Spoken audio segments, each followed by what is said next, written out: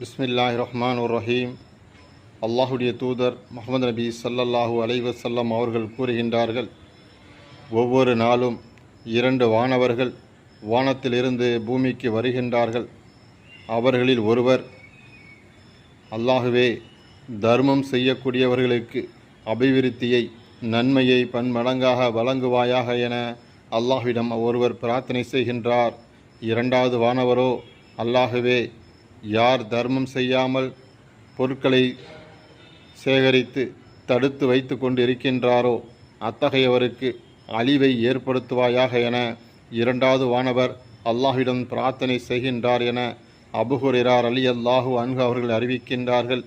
அல்லாஹுடைய நல்லடியார்களே, தினமும் நம்மால் இயன்ற தர்மத்தை செய்து முதல் வானவரின் துஆவில் நாம் பங்கு பெற்று அல்லாஹ்விடம் நன்மையை அடைந்து கொள்ள வேண்டும்.